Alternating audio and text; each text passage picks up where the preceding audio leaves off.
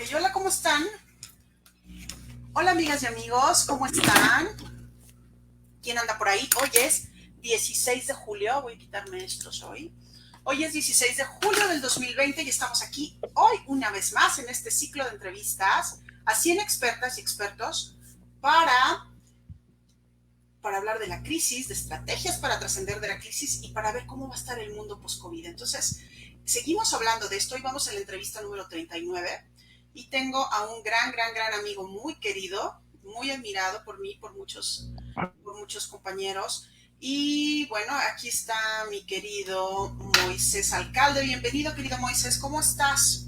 Hola Yadi, ¿cómo estás? Qué gusto saludarte, muy bien. Hoy Julio, pues ya poco más de 4 meses metidos aquí con la pandemia, con mucho ánimo, con mucha esperanza, con muchas ganas de platicar, ¿no? Muchas Te gracias. equivocaste en eso de especialista, ¿eh? Pero aquí estamos. Bueno, pues Moisés Alcalde es doctor en administración por la Universidad de Texas y es consultor para empresas, para gobiernos y es también escritor. Próximamente va a sacar un libro y bueno, pues, y sobre todo, bueno, le gusta mucho pensar.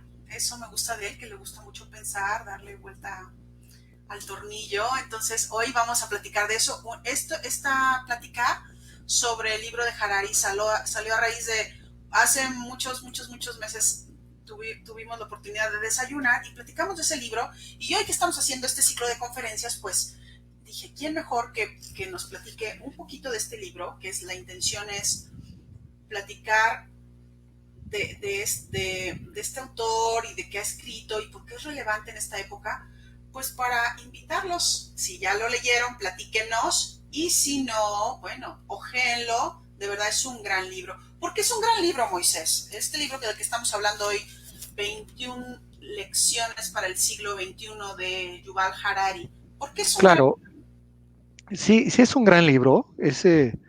Primero es un escritor, es un historiador, escritor, filósofo israelí que tiene una forma muy atractiva de escribir, ¿no? Su forma de abordar la historia es bastante innovadora, bastante inteligente. Y digamos que este libro del que vamos a hablar, que es 21 lecciones para el siglo XXI, es el tercero de una trilogía que escribe sobre la historia del hombre, de la historia del ser humano. Y el primero se llama Sapiens, que un poco la traducción es de animales a dioses, es la historia del origen del hombre hasta nuestros días. Otro, el siguiente libro es un libro sobre el futuro, ¿no?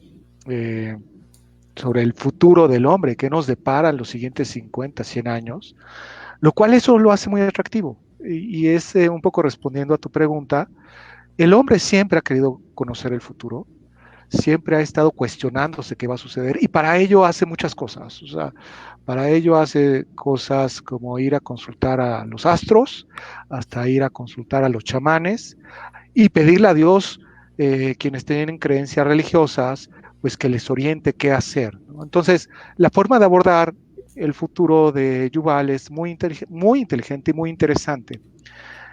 Y este libro habla sobre 21 problemas que hoy, a juicio de él, está viviendo la humanidad, ¿no? El ser humano. ¿Te des cuenta o no te des cuenta que los estás viviendo, ¿no? Ok, 21 problemas que estamos viviendo la humanidad, amigos y amigas. Voy a leer comentarios, Moy. Por acá tenemos a Minerva. Hola, Minerva González Quijano. Dice, wow, 39. Adelante, Yadi. Gracias, Minerva. Alonso Lizaola. Acá saluda a Moisés Alcalde. ¿Qué Hola, huele, Alonso? compañero. Y bueno, pues escríbanos. ¿Quién más se conecta?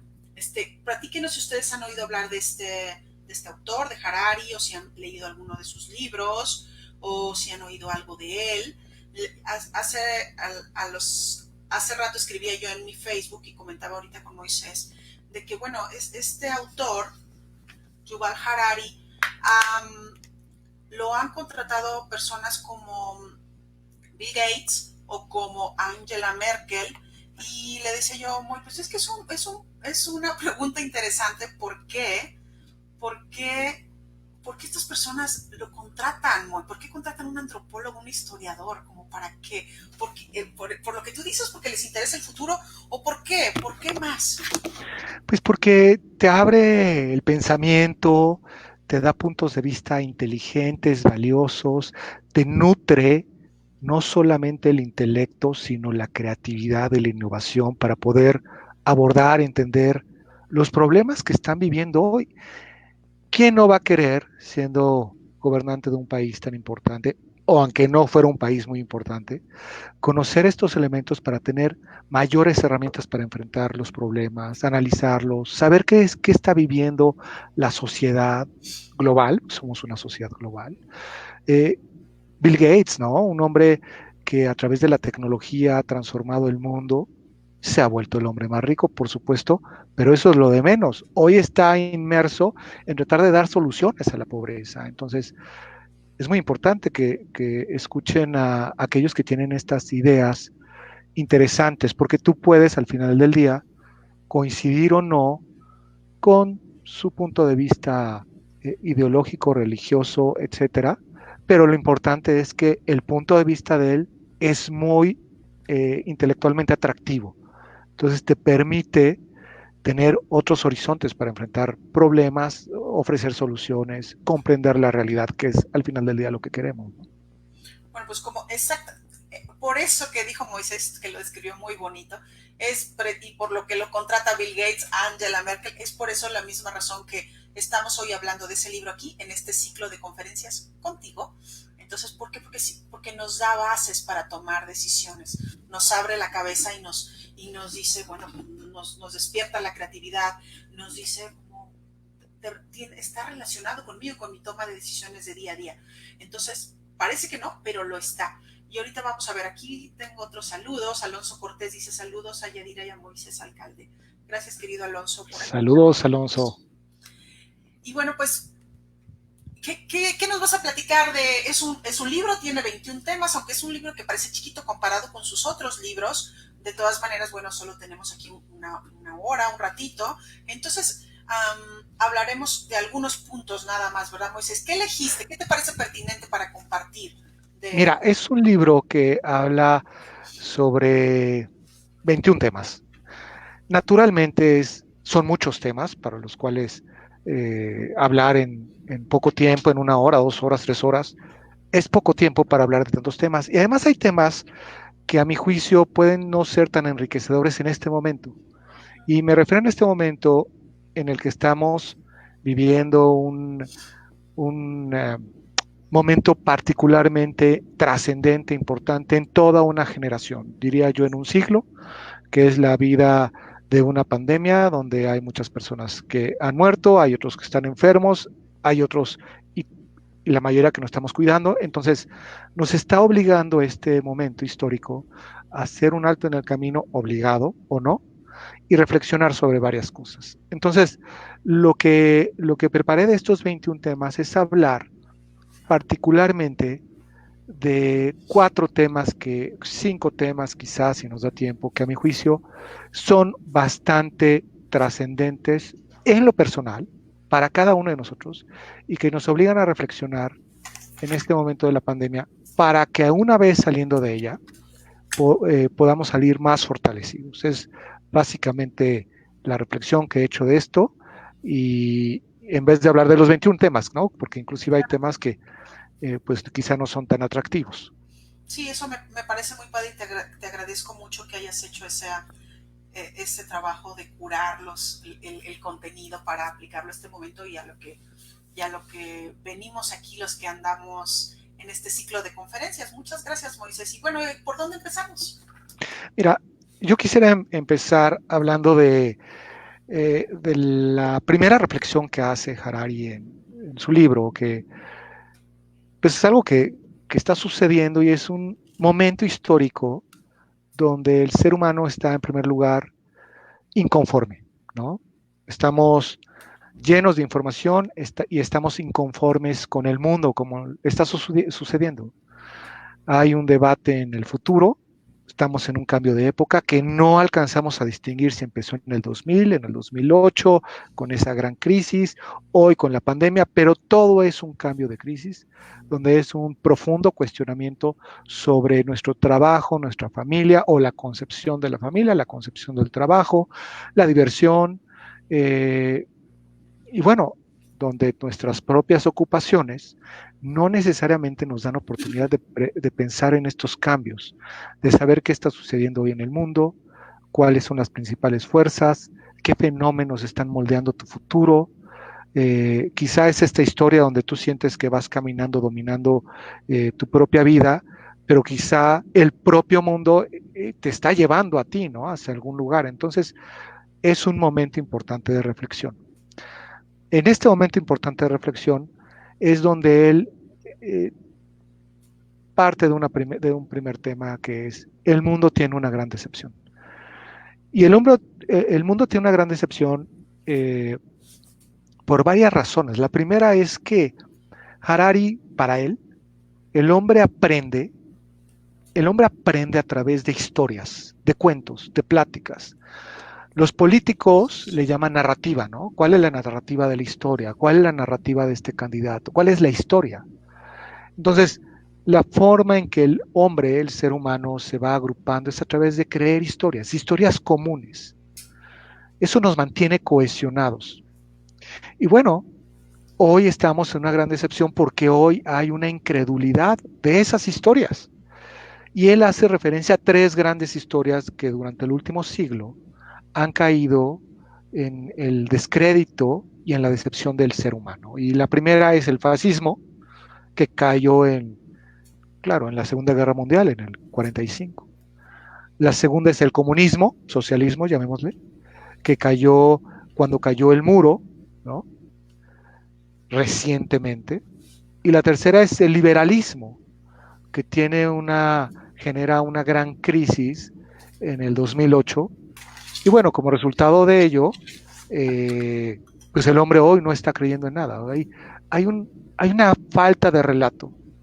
Y esa falta de relato es muy peligrosa para el mundo. Ha decepcionado a todo el mundo. Por eso es la forma en que él explica que estén regresando a los gobiernos totalitarismos, nacionalismos, autoritarismos, en México populismos, y esto es como la forma de aferrarse a un pasado que alguna vez existió, que no necesariamente lo vivimos los de una determinada generación, estoy hablando de generaciones de los años 60, 50, quizás 70, pero que estamos regresando a él y estamos viendo cómo votan por ellos. Y estos discursos o estas historias populistas radicales son las que están ganando espacios.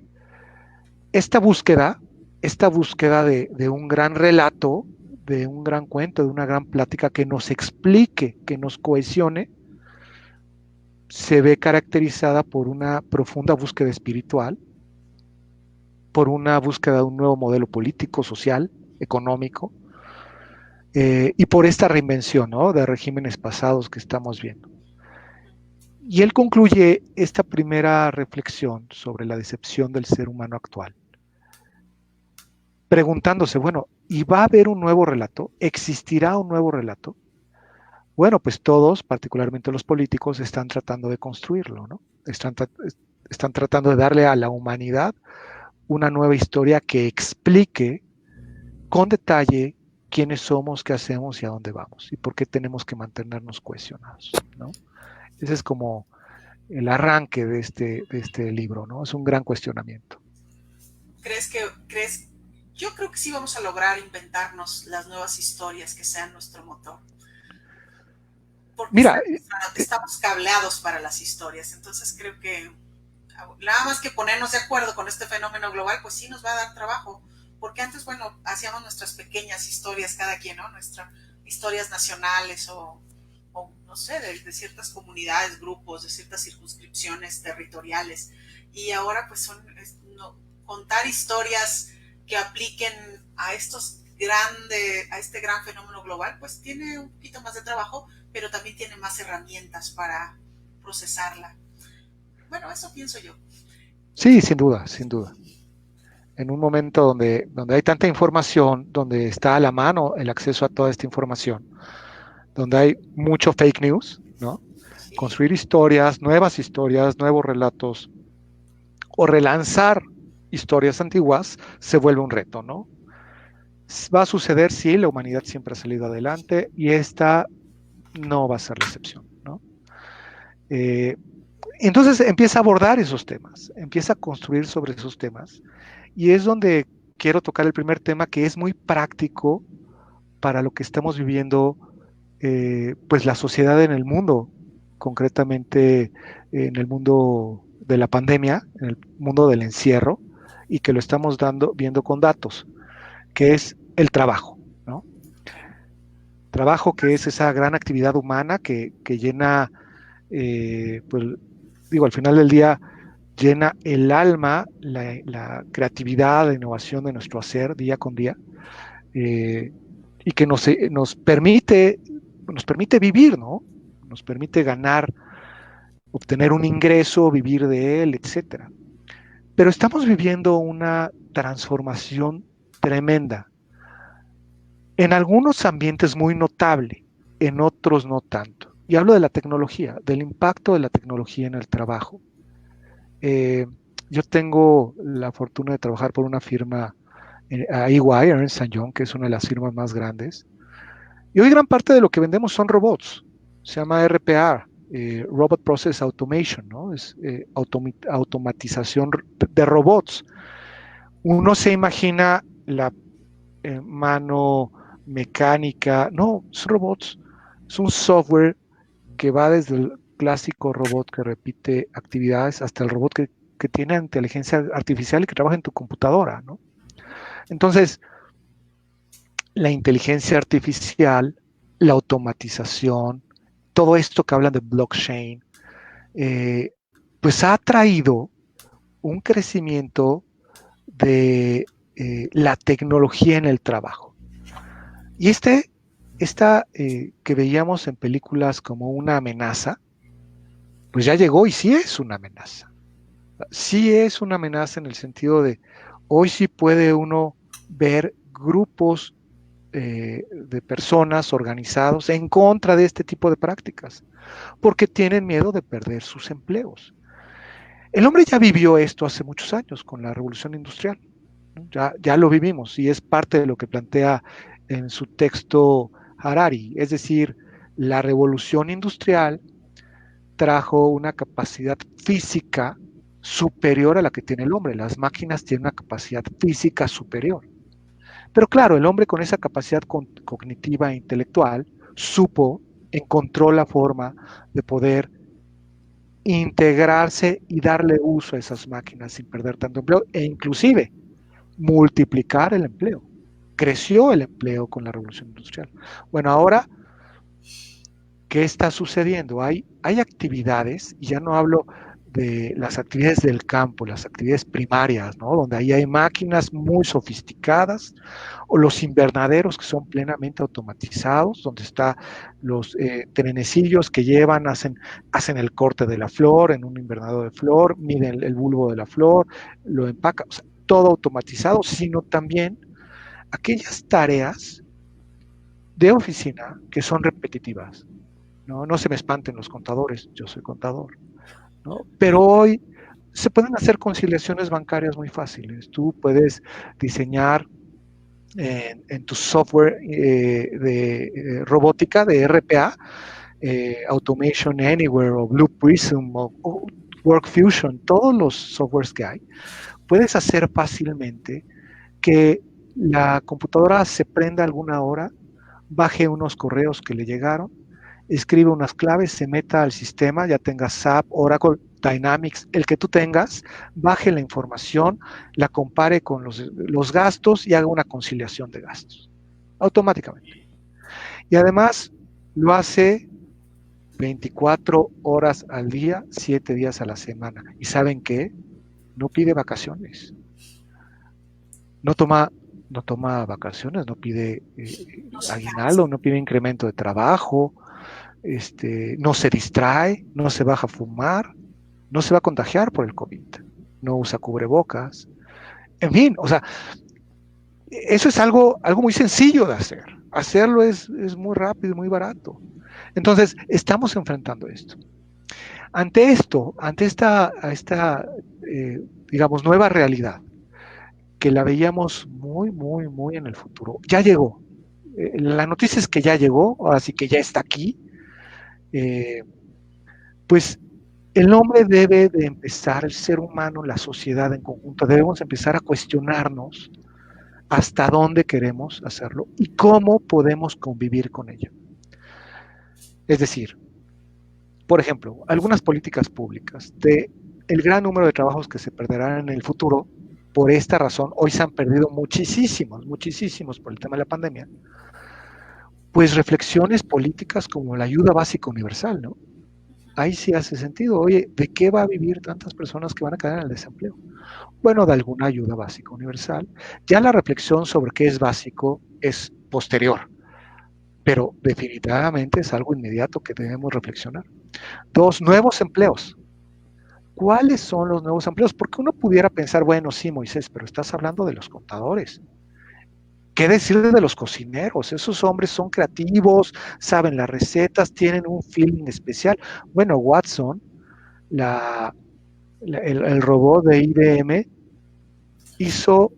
aprendió más de 1000 libros de recetas en un segundo e hizo las recetas y le quedaron como cualquier chef. Entonces, los robots y la inteligencia artificial también empiezan a diseñar, a emular con inteligencia artificial comportamientos humanos dignos ya no de solamente de lo cognitivo, sino de lo emocional, de lo sensorial.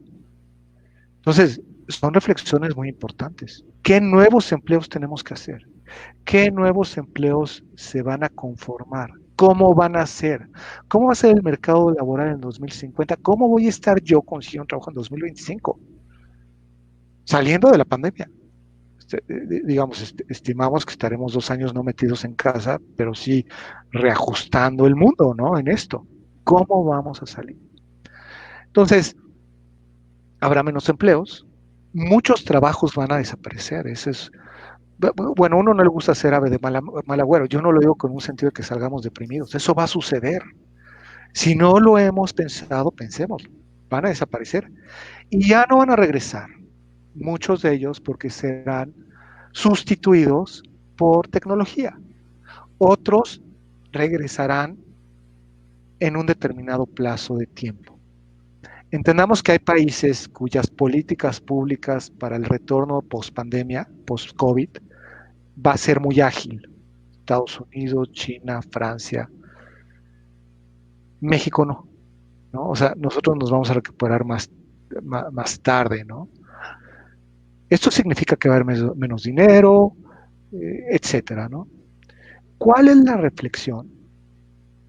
Pues claro, actualicémonos en temas digitales. Tómate un curso de los que les gusta el gobierno, a mí me gusta el gobierno digital, empresas digitales, todas las empresas que no hagan una transformación digital van a desaparecer en 5 años. Hoy, de las 100 empresas que han crecido en esta etapa COVID, 95% son empresas vinculadas a la tecnología, al comercio electrónico, al desarrollo de software, etcétera. Todo está siendo digital y este es un nuevo lenguaje. Quizá no lo estamos entendiendo. Los jóvenes, claro, naturalmente lo están entendiendo muy claro porque están creciendo con ello, están naciendo con ello, ¿no? Entonces, es el momento de tomar esos cursos, de adquirir esas habilidades. Esto último sobre digamos, lo que les comento de prepararnos no viene en el libro, eso lo digo yo. Pero la reflexión es esa. El trabajo está cambiando, ¿no? Esa es como una primera gran reflexión que te ofrece Harari y que te pone contra las cuerdas, ¿no? Es cierto, ya estamos ahí. Pensábamos que el futuro era muy lejano, ya llegó, ya nos alcanzó. Eh, Hoy estamos aquí en un chat, en una conversación digital, Y los empleos que van a hacer en el futuro son así, es decir, sí va a haber contratación de empleos, pero van a buscar habilidades digitales en las personas, ¿no? Ese es como el primero, ¿no? El trabajo. Pues bueno, ahí está, amigos, el primer tema que estamos compartiendo, el trabajo, como que ustedes lo han visto, es innegable. Bueno, primero que esta pandemia aceleró las cosas, la tendencia era para allá, ya el tema digital venía dándose, pero la pandemia hizo que todo se acelerara, que todo fuera el delivery, que todo fuera las videoconferencias y las empresas y la gente de quedarse en casa. Entonces eso aceleró las cosas. Leí una cifra que el mundo digital, las empresas digitales crecieron estos 3 meses lo mismo que habían crecido los últimos 10 años. Entonces en tres meses crecieron lo de 10 años. Así de rápido se aceleró todo. Y bueno, pues, ¿dónde nos pone nosotros hacer este alto en el camino en ver hacia adentro qué tengo que aprender, qué tengo que reinventarme, hacia dónde tengo que enfocarme? Pues porque yo voy a seguir aquí otro rato, ¿sí o no, Moisés?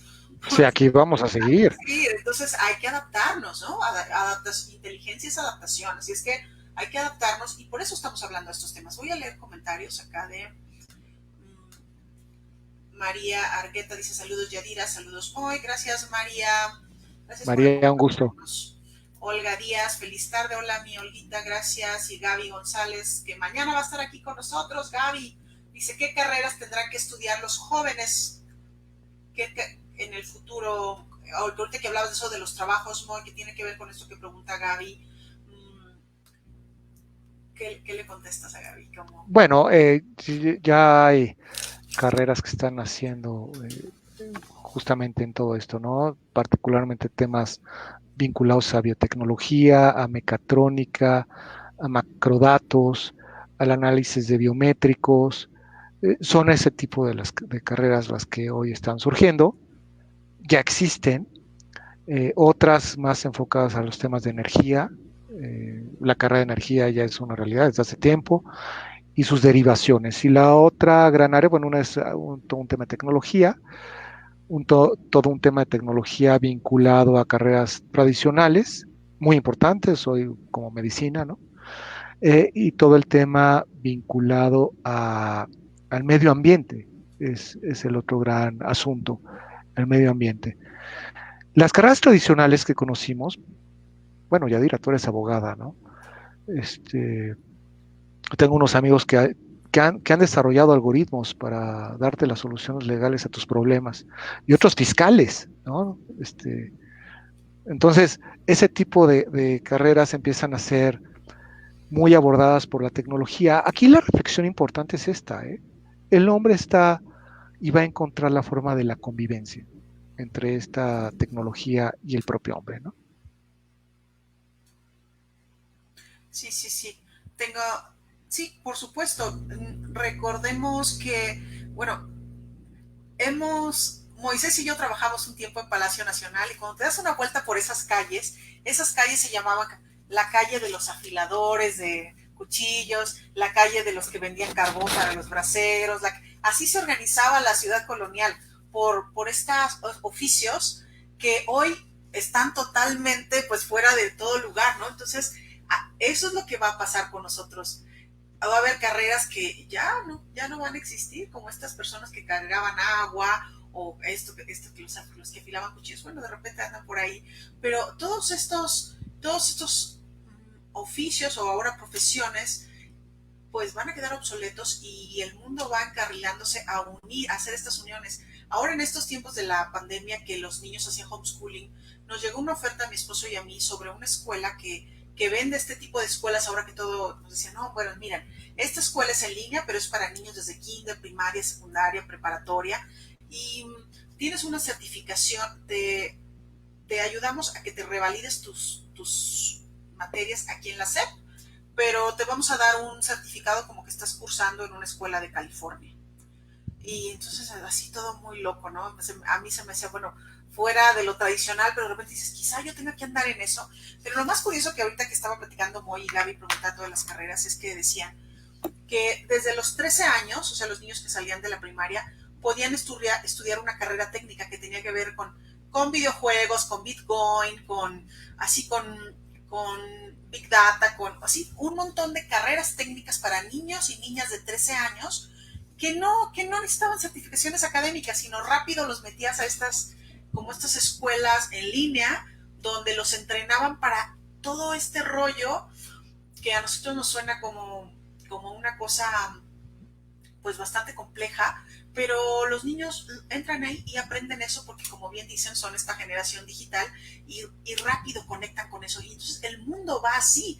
Ya no necesitamos que vayan a la prepa, a la secundaria, a la prepa, a la universidad, sino a los 13 años pueden ir a estudiar estas maravillosas carreras tecnológicas que los instalan para poder ganar dinero inmediatamente. Como vemos hoy muchos niños que hacen apps y se vuelven ricos, ¿no? O como estas historias grandes de Bill Gates o Mark Zuckerberg y Elon Musk y todos estos que pues dejaron la universidad porque preferían dedicarse a hacer sus empresas y hacer crecer lo suyo. Entonces hoy veo en eso mucho en los millennials que dicen no quiero, es como perder el tiempo, mejor me dedico a aprender algo práctico y a hacer mis negocios. Entonces, bueno, pues así va el mundo. Esperemos que siga habiendo médicos para cuando en poco y breve tiempo que nos toca usar geriatras, Moisés, y que no nos dejen sin médicos los chavos por ser youtubers. Ojalá que no. Entonces, bueno, pues acá tengo un saludo de Toño Sánchez. Dice fuerte abrazo a los dos. Toño Sánchez, gracias mi Toño por acompañarnos. Gracias, Toño. Y a ver, déjenme ver cómo va por aquí. Teddy Rivero dice, hola, muy buenas tardes. Hola, Teddy Rivero. Entonces, bueno, así estamos platicando del tema 1, que es el trabajo, y que, bueno, es serio, ¿no? Es serio, va en serio, amigos. Así es que hay que prepararnos. ¿Y qué más hay, Moisés? Bueno, me voy a ir un poco más rápido con los temas para que nos dé tiempo. El otro es la libertad. El gran tema de los últimos 40 años es la libertad. O sea, nuestros regímenes democráticos liberales, el valor supremo es la libertad. Harari lo cuestiona de una forma muy inteligente, precisamente por el incremento de la tecnología. Es decir, todos nuestros comportamientos son medibles y están siendo medidos. Tu celular permite que en algún site del mundo, en un lugar del mundo, estén archivando en dónde vas, a qué lugares llegas, qué compras con tu tarjeta, porque además vinculas tu correo, tu celular, tus páginas. Entonces, toda esa extracción de datos, de macrodatos, permite ser explotado de forma muy inteligente. Nosotros sabemos que toda esta, ahora que preguntaba Gaby sobre qué carreras, ya todas explotan los macrodatos, les llamamos analíticos, ¿no? En inglés le llaman Big Data, con algoritmos. Nosotros en nuestra firma tenemos una solución muy, muy interesante. Nos dedicamos a juntar todas las imágenes que se hacen de determinadas enfermedades, como cáncer de mama, ¿no? Entonces, juntamos miles y miles de radiografías, de muestras en una base de datos. Entonces, cada vez que una persona se hace una revisión y se hace un estudio y le hace una mamografía, claro, lo que se hace es que automáticamente entra en ese análisis y por las características de los datos en comparación con millones tomadas previamente, te puedo decir la probabilidad que tiene de tener en ese momento y si debe de ir esa persona a hacerse una revisión especial, ¿no? Entonces, eso te ahorra horas y horas y dinero y esfuerzo. Bueno, eso es lo más, digamos, común, el uso médico. Pero hay otros usos comerciales, hay otros usos de cualquier tema, ¿no? Entonces, comprenden muy bien nuestro comportamiento. Llegará el momento de algún algoritmo en Google entenderá todas tus búsquedas, integrará todas las búsquedas que has hecho y te va a conocer perfectamente, ¿no? O vinculará Google con otras herramientas tecnológicas, en Facebook, tus amigos, etcétera. ¿Quién eres? Hoy la posibilidad de que haya empresas financieras basadas en tema fintech que te den un crédito basado en tu historial de redes sociales ya existe. Es más fácil. Saben si vas a pagar, si no vas a pagar, etcétera, ¿no? Es decir, este uso de analíticos permite conocer tu situación de consumo, de elecciones personales. El día de mañana un joven va a decir, bueno, ¿para qué me cuestiono qué quiero estudiar? Le voy a preguntar a Google, oye, ¿qué estudio? Es decir, bueno, con base en tus búsquedas, en el conocimiento que tengo de ti, en dónde has estado, los lugares, las lecturas que haces, los libros que ojeas, etcétera, me parece que tu carrera de compa es tal, ¿no? Entonces, parece mentira, pero es dramático pensar que podemos ser resultado de un algoritmo. Esa es una reflexión muy profunda. Es cuando uno tiene alguna enfermedad emocional derivada de la falta de un químico en el cerebro, caray, uno podría llegar a pensar somos química y que somos física y somos magnetismo, ¿no? Entonces, podríamos quedarnos en esa definición nada más. Hoy empieza a suceder eso. Entonces, ese es un gran problema. Ese es un gran problema porque pierdes la libertad. Hoy todavía está en exploración, pero ya existe. Sensores que pueden almacenar tus datos biométricos. Entonces, estos datos biométricos pueden entender tus emociones, si estás molesto, si sube la presión, si se baja la presión, cuando ves tal color, cuando ves tal película, cuando tienes tal sensación, tal impacto. Eh, entonces, eso es bueno y malo, porque estás sometido tal vez a una dictadura digital, donde has perdido el valor tan grande de tu libertad. Un ejemplo práctico que posiblemente veamos muy en el corto plazo ahora en las elecciones de 2021 son las dictaduras de los gobernantes.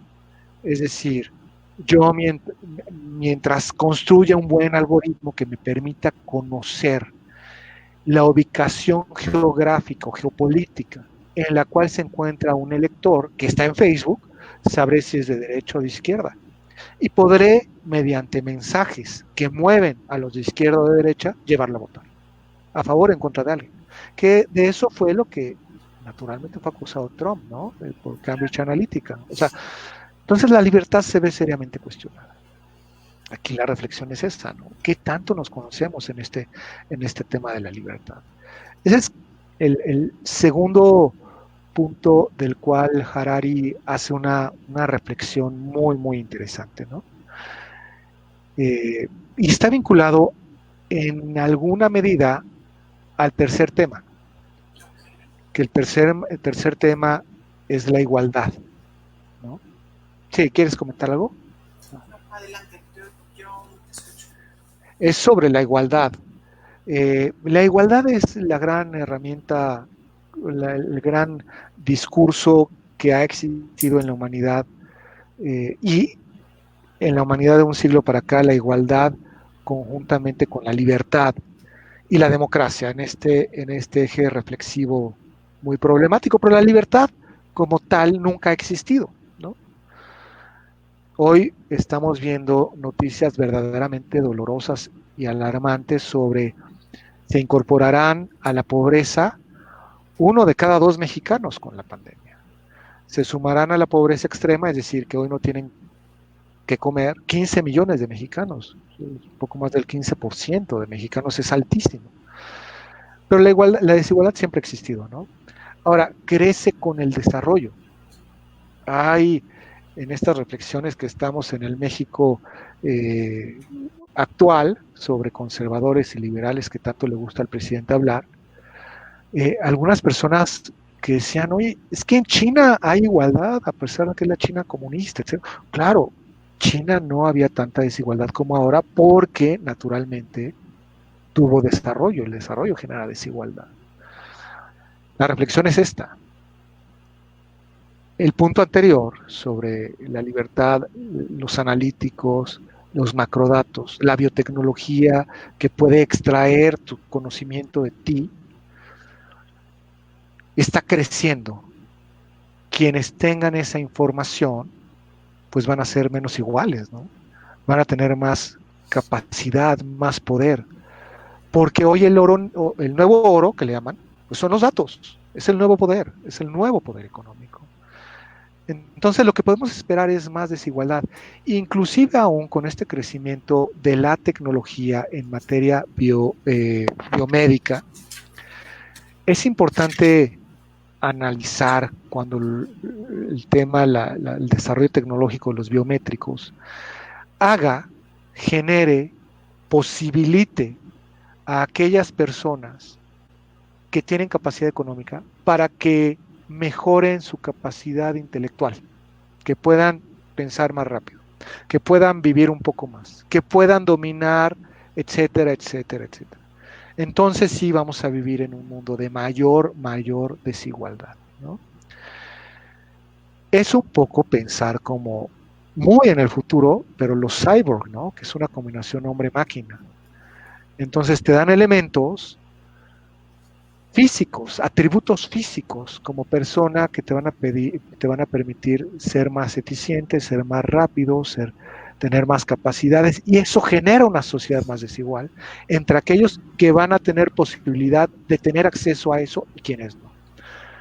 La semana antepasada, el subsecretario de Salud, aquel que sale diario, salió pidiendo a la Organización Mundial de la Salud y a la ONU haciendo un llamado para que hubiera condiciones de equidad en el acceso a la famosísima vacuna que todos estamos esperando, ¿no? Contra el COVID, contra el coronavirus.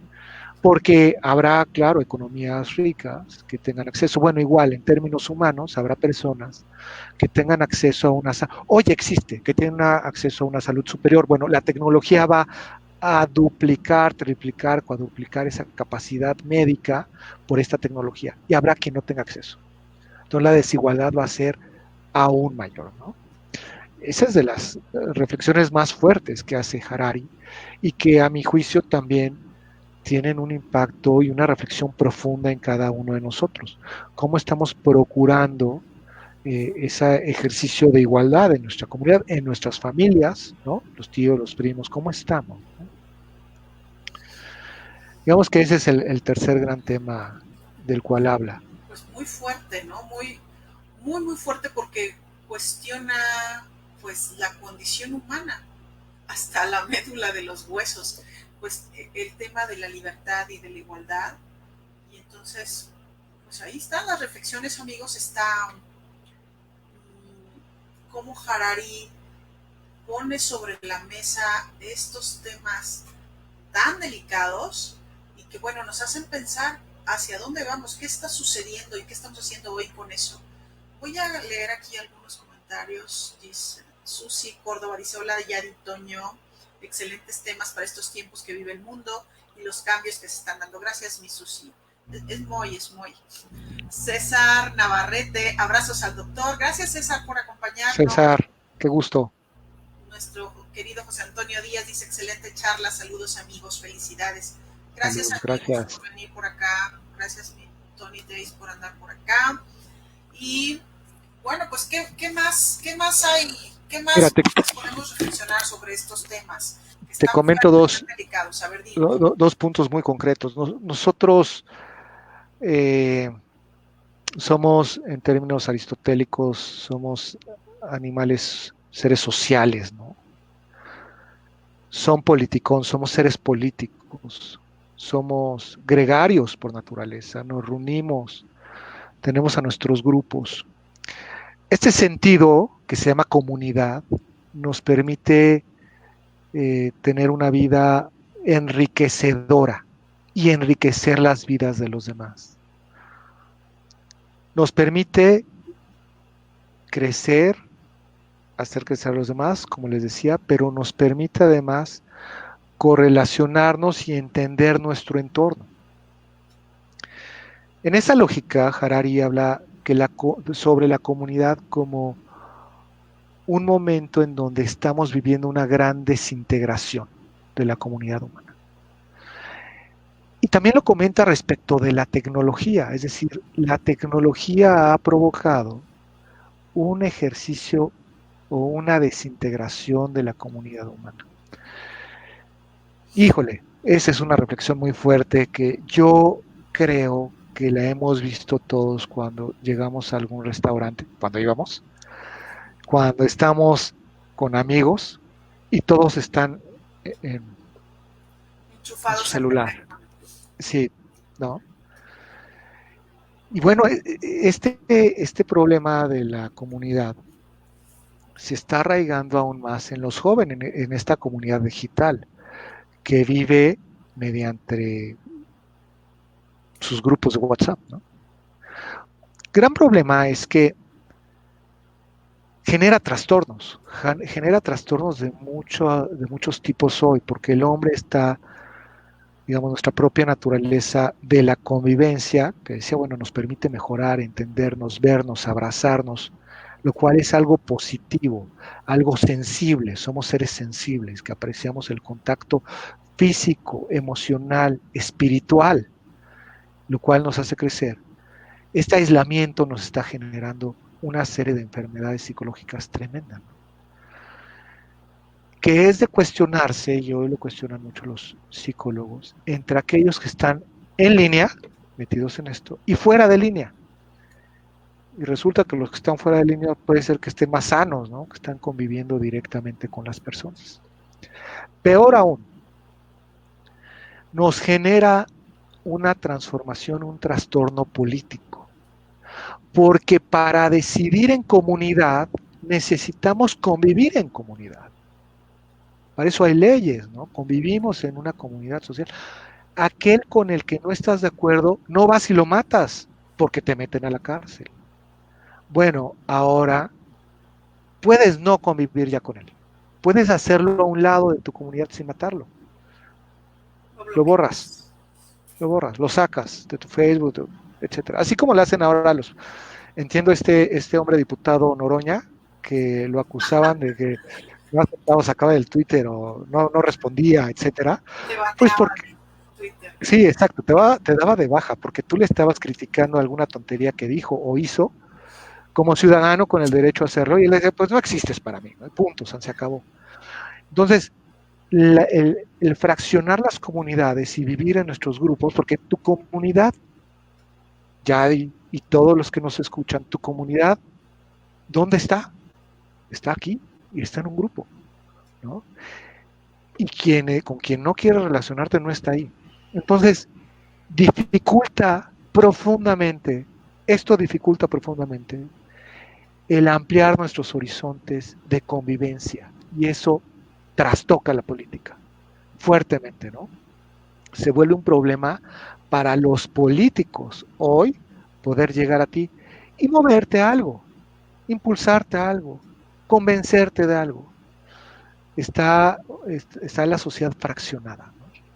Esa es la otra gran reflexión y es muy profunda.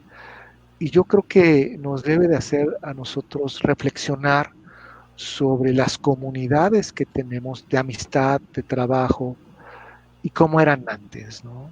Y cómo podemos, conjuntando ambas, salir más fortalecidos, fortalecer más a los demás, ¿no? Es como un tema muy actual, muy importante. De hecho, hablábamos de que mucho de lo que, tanto del trabajo, que va a ser un tema de campaña, obviamente, como el tema de la igualdad, de la libertad, y ahora este tema comunitario lo vamos a vivir próximamente en el proceso electoral, porque ¿quién de ustedes quisiera ir a un evento de campaña de algún candidato político que van a estar ahora de moda?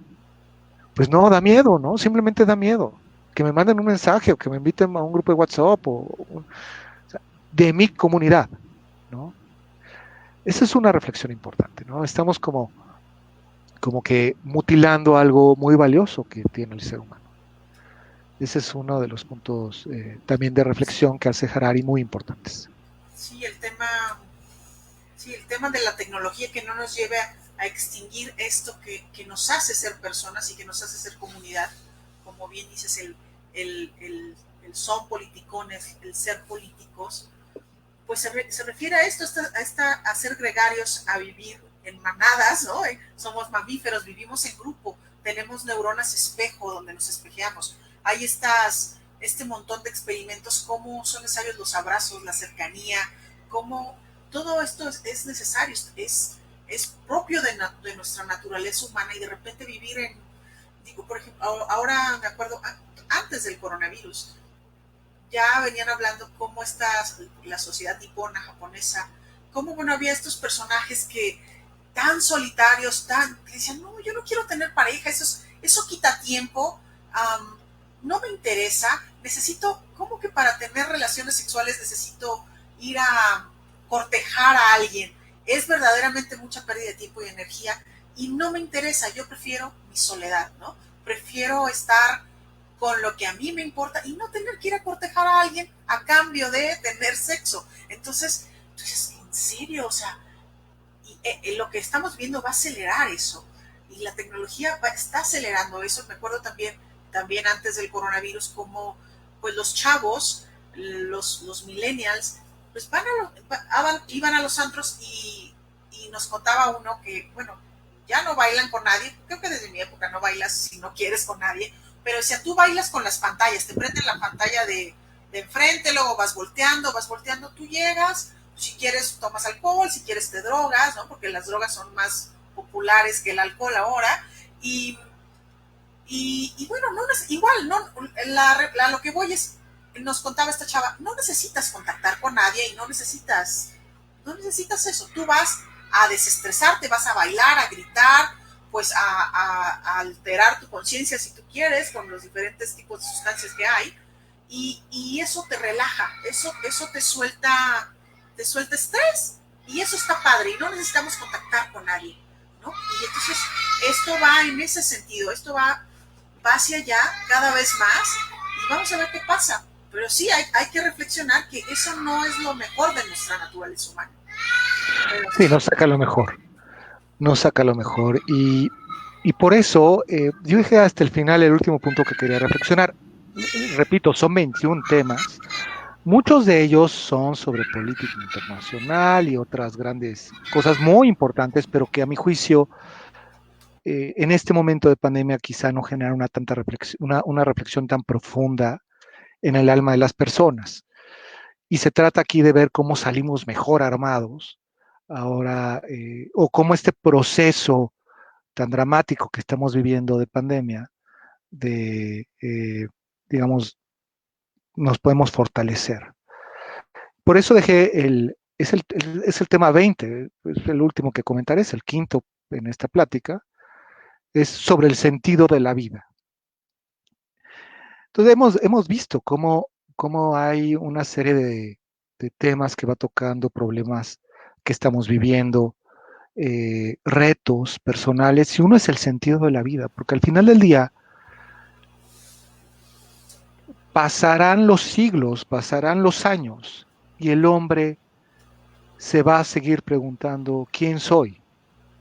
Vamos a tener tecnología de primer mundo, pero vamos a seguir arrastrando las preguntas de la época de Aristóteles.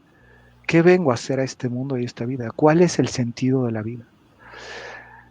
Harari, que es ateo, reflexiona con frialdad sobre los relatos que pueden explicar distintas religiones, narraciones, leyendas inclusive.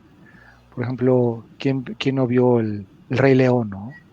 The Circle of Life, el círculo de la vida, ¿no? Es como uno se encuentra, a pesar de que los dramas de la propia vida, cómo encuentra su razón de ser en este mundo, ¿no? O aquellas narraciones pues musulmanas o judeocristianas sobre la salvación en otro mundo y encontrar a Dios en la plenitud, y cómo venimos aquí a algo, ¿no?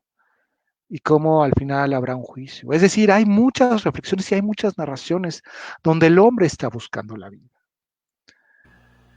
Y bueno, es importante entonces, bajo esta reflexión, ¿qué es lo más tangible para encontrar ese sentido?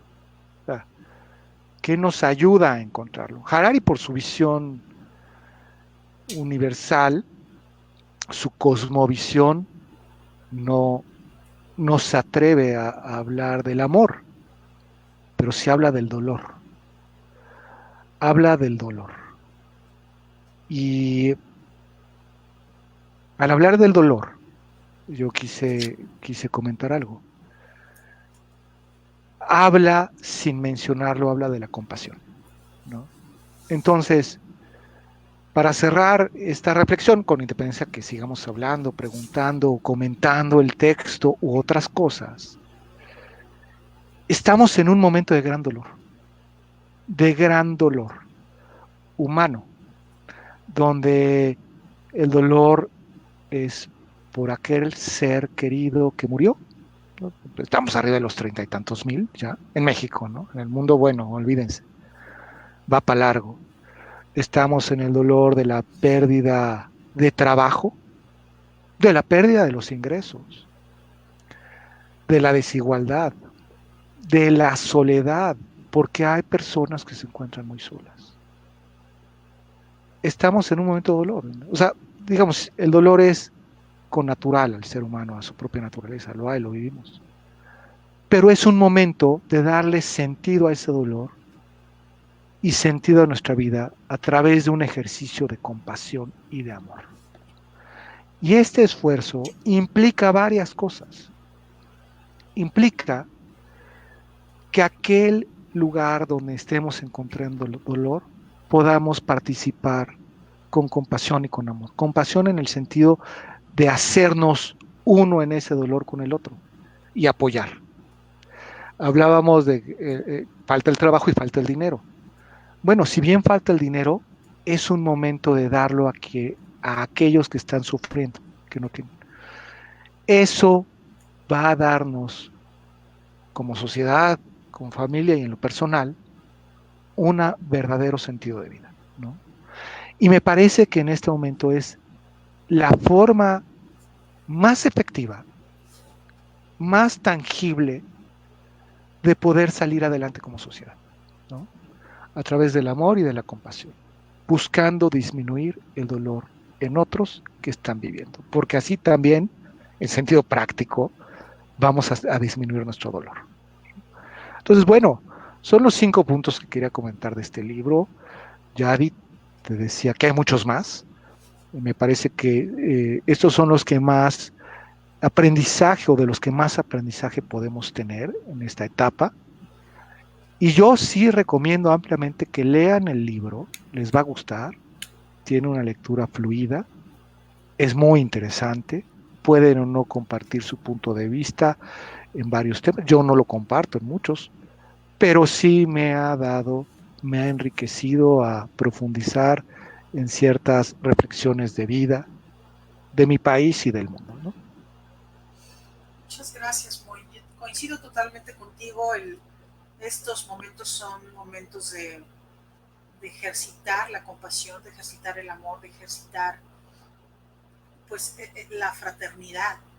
Entonces, eso creo que esa gran conclusión, como vamos cerrando, de todos estos cambios que estamos viviendo, lo que estamos viviendo en este tiempo de gran confinamiento, como dice el Fondo Monetario Internacional, que le va a llamar o que le llama ya Le llama en un estudio. a este momento que estamos viviendo, y que así se va a llamar en los libros de historia seguramente, a menos que le busquen otro buen nombre, pero así se va a llamar, el gran confinamiento, y estamos acá guardados los que podemos estar guardados, y como hemos platicado, tenemos familias, amigos que han fallecido, tenemos familia, amigos que han perdido familiares, tenemos familia, amigos que han perdido empleos, tenemos, o quizá nosotros mismos, ¿no?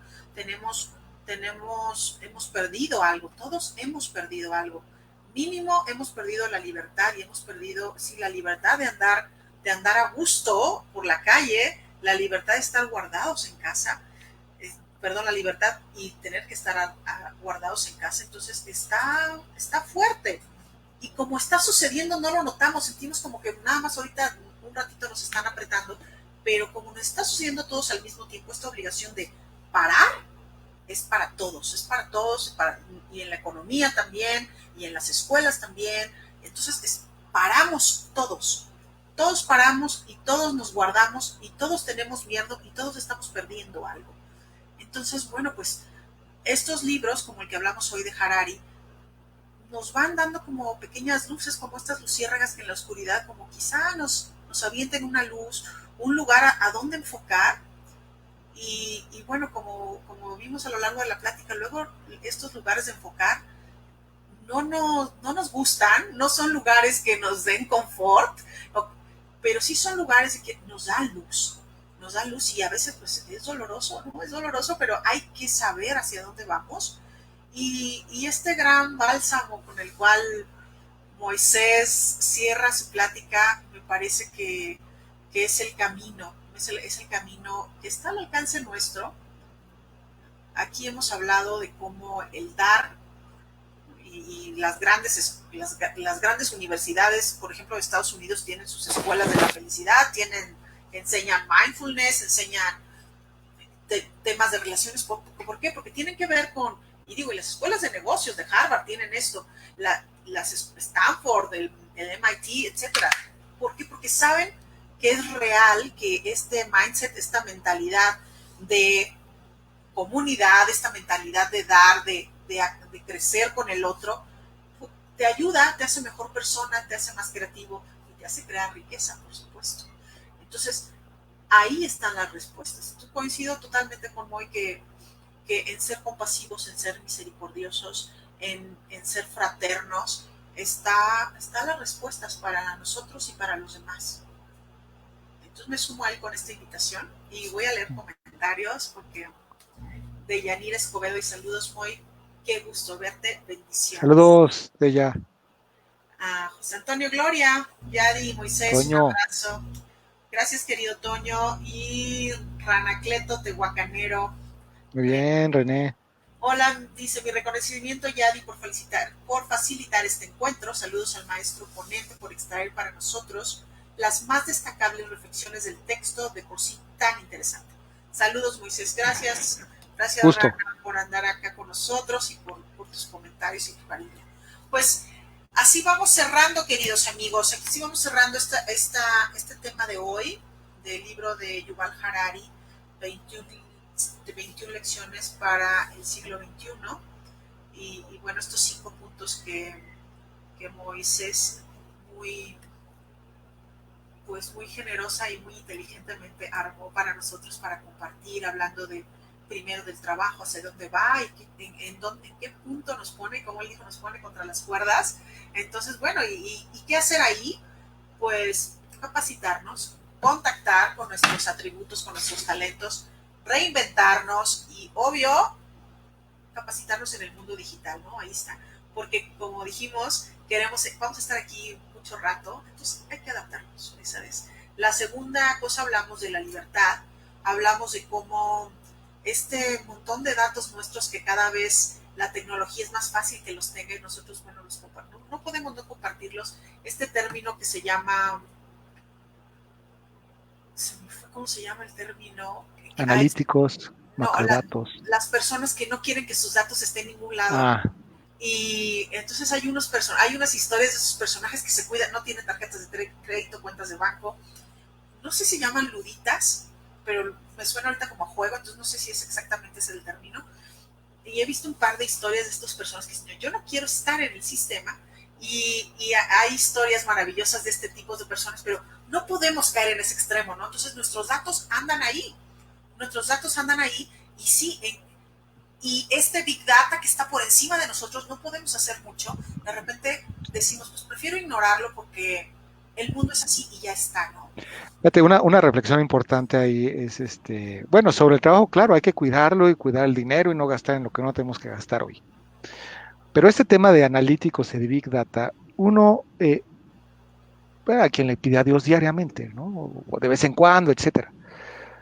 El otro día escuchaba a un amigo que le pide a Dios, ayúdame a conocerme como tú me conoces. Pues al rato va a ser, ayúdame a conocerme como me conoce Google, ¿no? Entonces, el asunto es que debemos ser conscientes de eso, conscientes, que dejamos una huella digital donde pasamos, ¿no?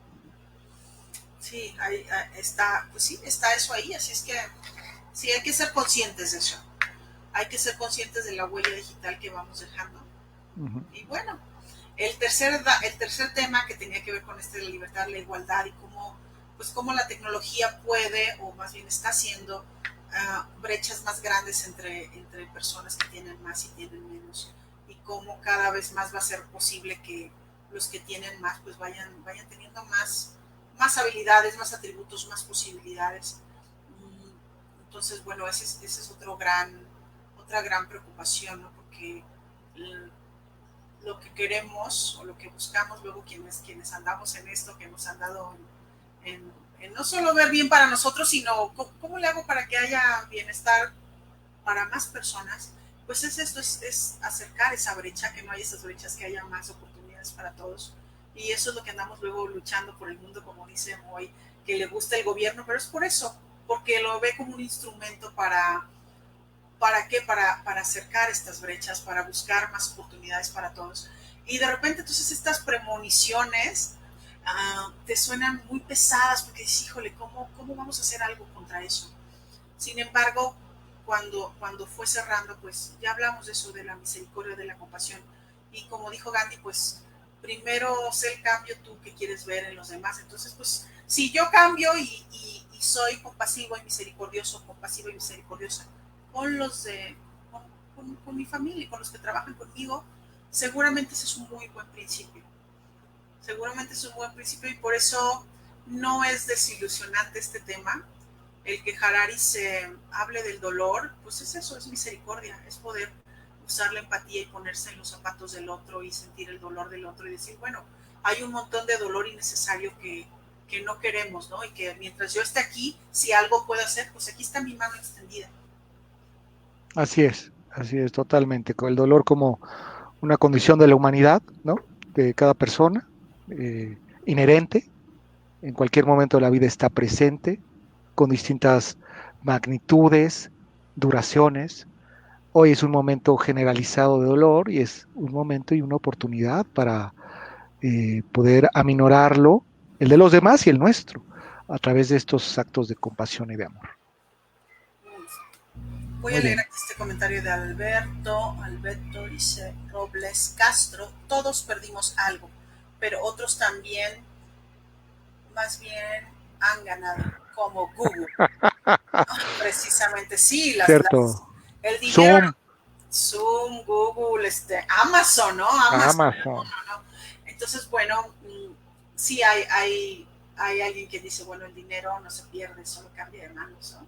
Entonces, sí, hay empresas que les ha ido muy bien, hay personas que les ha ido muy bien. Yo tengo amigos, por ejemplo, trabajan en la comunicación y dicen, no, pues ahora todos mis clientes que eran tradicionales, que yo les llevo a sus cuentas de comunicación, ahora necesitan que les haga todo lo digital, ¿no? Como hablábamos ahorita, entonces tienen mucho trabajo, ¿no? Tengo otro amigo que es abogado y dice, no, pues yo ando haciendo todos los contratos de los hoteles que, ¿por qué? Porque hay que hacer todos los contratos porque ahorita no llegó gente y cerramos. Entonces hay gente que anda ¿no? Hay gente que anda en el delivery, hay gente que anda en muchas cosas. Hay gente, yo que ando ahora en el mundo digital, que hago mi coaching y hago mis cursos, entonces mis amigos están haciendo muchos cursos en línea, la gente se está capacitando, entonces ahorita eso está muy en boga, entonces sí, hay gente que le está yendo muy bien. Y, y eso quiere decir que, bueno, sí hay pérdidas afuera, pero también hay oportunidades. Entonces, bueno, pues ahí está, ¿no? Depende de cada quien. Hay gente que está viviendo duelos. Hay gente que está viviendo duelos, no puede ir a buscar las oportunidades. Ahorita pues toca vivir duelos. Hay gente que sí que dice, pues todo esto que aprendí estos días lo puedo aplicar ahora y está inventando cosas. Por eso a veces esta reflexión que dice, bueno, sí, todos vamos en el mismo barco, pero unos vamos en diferentes lados del barco, ¿no? Entonces, sin embargo, desde el punto que estemos, amigas y amigos, y a ver, Moy, si tú coincides conmigo, desde el punto que estemos podemos crecer, podemos reflexionar y podemos tener altura de miras y seguir adelante, de cualquier punto que estemos, así sea el más difícil, como un duelo, una pérdida de alguien, o estar enfermos, podemos salir adelante, vamos a salir adelante. Y ese es el propósito de estas pláticas, estas 100 entrevistas con expertos, es estas pláticas como la de hoy, es como abrir mente a ver qué está pasando allá afuera, qué va a pasar en el futuro, pero también hemos dado estrategias muy puntuales como para que, desde tanatólogos, para que trasciendas ese dolor, desde personas que hablan de abundancia, expertos en abundancia, para que veas cómo puedes crear a partir de hoy, cómo puedes reinventarte, cómo puedes rehacer tu salud, cómo hacer el home office, cómo cuidar a tus niños ahora que están tan cerca de ti en casa, qué pasa con la pareja, con la sexualidad en estos días. Entonces, todo eso hemos ido hablando aquí, llevamos 39 temas y nos faltan otros 61. 61. Entonces, bueno, ahí vamos. Así es que, bueno, si les gustan estos temas, si tienen algunos, vengan para acá. Vamos a seguir hablando de eso, de cómo trascender la crisis, recursos para darle la vuelta a la crisis y cómo va a ser el mundo post-COVID. Por eso hablamos de esto. ¿Cómo va a ser el mundo y cómo nos vamos a instalar ahí en la mejor forma posible? No solo física, sino mental y espiritual. Entonces, ¿cómo le vamos a hacer? Y eso es el propósito de estas 100 expertos que estamos convocando aquí para que nos compartan del tema y que ustedes, gracias que nos acompañan, porque también son parte de las aportaciones y de este ciclo de lo que queremos dejar. Al final vamos a hacer un ebook que compende todo esto que estamos hablando aquí y se los vamos a compartir. Así es que, bueno, pues esta fue la entrevista de hoy con mi querido Moisés Alcarte. Moisés, muchas gracias, amigo, por esta oportunidad de escucharte, de compartir tus ideas, de que nos compartas este gran autor. Muchas gracias. Gracias a ti, Yadi, gracias a tus invitados. Gracias, amigos, por acompañarnos. Y bueno, pues yo soy Yadira Tamayo. Nos vemos mañana. Mañana va a estar acá Gaby González y vamos a hablar de cómo van a ser las escuelas y el proceso de enseñanza-aprendizaje del futuro. Vamos a hablar eso. A ver, nuestros niños, qué onda, nuestros jóvenes, qué onda, las carreras, qué onda. Entonces, ¿qué pasa con las escuelas? ¿Todas van a ser en línea? ¿O qué se ve, no? Porque lo que estamos hablando aquí es como hacer estos escenarios de futuro, pues esos son escenarios, ¿no? Vamos a ver qué pasa. Y muchas gracias por estar acá. Los invito a darle me gusta a mi página y los invito mañana a estar aquí. Un abrazo y les saludo a mis amigos que nos ven en la repetición. Gracias, Moy. ¿Cómo te despides? Bueno, me despido deseándoles mucha resiliencia, ¿no? La capacidad de regresar a lo que éramos, pero mejorados, ¿no? Entonces, que estos días nos sirvan para mejorar, para reflexionar, para afilar las herramientas, para tener una reflexión profunda, como dice Yadira, una reinvención. Y me despido así, adiós. Adiós, amigos. Gracias, Moy. Hasta luego. Bye, bye.